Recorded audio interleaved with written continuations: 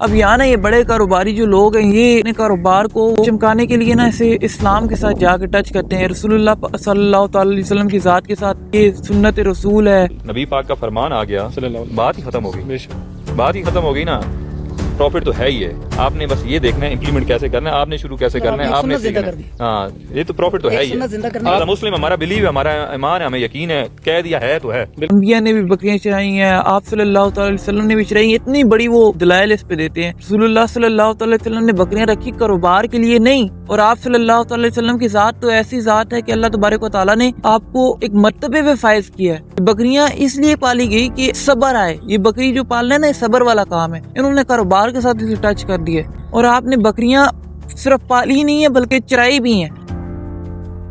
جب کوئی شخص پہلی بار گوٹ فارمنگ کے بارے میں سوچتا ہے تو اس کے ذہن میں عموماً بکریاں, فارم اور اچھے جانور اور ایک بڑا بزنس اس کے ذہن میں آتا ہے. لیکن جب وہ واقعی اس کاروبار میں آتا ہے تو اسے پھر پتہ چلتا ہے کہ اصل کہانی تو اب شروع ہوئی ہے. مجھے بھی شروع میں ایسی بہت سی چیزیں معلوم نہیں تھی جو آج معمولی لگتی ہیں. جانوروں کو صرف خرید لینا کافی نہیں ہوتا بلکہ ان کے بیہیویئر کو سمجھنا پڑتا ہے, ان کی ہیلتھ دیکھنی پڑتی ہے, ان کی بریڈنگ کا ریکارڈ رکھنا پڑتا ہے, اور یہ سمجھنا پڑتا ہے کہ آپ کے فارم پہ کون سا سسٹم کام کر رہا ہے اور کون سا نہیں. اور شاید یہی وہ پوائنٹ ہے جہاں پہ بہت سارے لوگ مایوس ہو جاتے ہیں, کیونکہ انہیں یہ جملہ بہت سادہ سا لگتا ہے. بکری خریدو, اسے پالو, وہ بچے دے گی اور کاروبار چل پڑے گا. لیکن حقیقت میں ایسا کچھ نہیں ہوتا. ایک دن آپ کا جانور بالکل ٹھیک ہوتا ہے, اگلے دن اس کی طبیعت خراب ہو جاتی ہے. کبھی بریڈنگ توقع کے مطابق نہیں ہوتی تو کبھی بہت اچھی بریڈنگ ہوتی ہے. کبھی ایسا جانور جس سے آپ کو بہت امید ہوتی ہے لیکن وہ ویسا رزلٹ نہیں دیتا.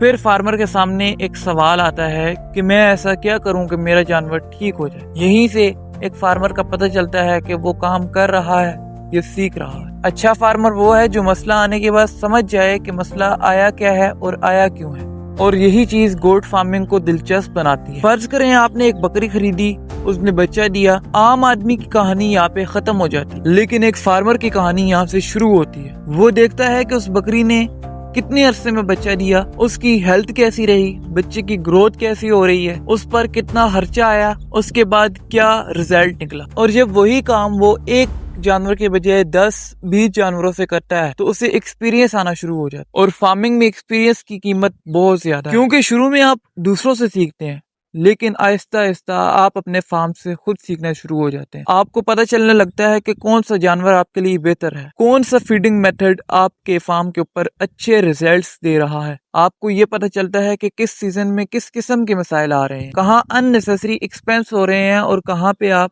مینجمنٹ کر سکتے ہیں. یہ دراصل ایک لرننگ پروسیس ہے. آپ آج جو فیصلہ کرتے ہیں شاید اس کا رزلٹ کل نہ آئے, لیکن کچھ ہفتوں یا کچھ مہینوں کے بعد آپ کو پتہ چلتا ہے کہ آپ کا فیصلہ ٹھیک تھا یا غلط تھا. اگر آپ ہر چیز کا رزلٹ فوراً چاہتے ہیں تو یہ کاروبار آپ کے لیے مشکل ہے, لیکن اگر آپ آہستہ آہستہ سیکھ سکتے ہیں اور اپنے جانور کو آبزرو کر سکتے ہیں اور اپنی غلطیوں کو دہرانے کے بجائے ان سے سیکھ سکتے ہیں تو یہی کام آپ کے لیے ریوارڈنگ بن سکتا ہے. اور یہاں ایک خوبصورت چیز ہے کہ آپ اپنے کاروبار کو اپنی آنکھوں سے گرو ہوتا دیکھ سکتے ہیں. ایک چھوٹا سا آغاز ہوتا ہے, پھر جانور بڑھتے ہیں, آپ کا ایکسپیرینس بڑھتا ہے, آپ کی انڈرسٹینڈنگ بڑھتی ہے اور آپ کی مینجمنٹ بہتر ہوتی ہے. یہی وجہ ہے کہ میں لوگوں کو کہتا ہوں کہ آپ گوٹ فارمنگ کریں کیونکہ اس میں بہت پیسہ ہے.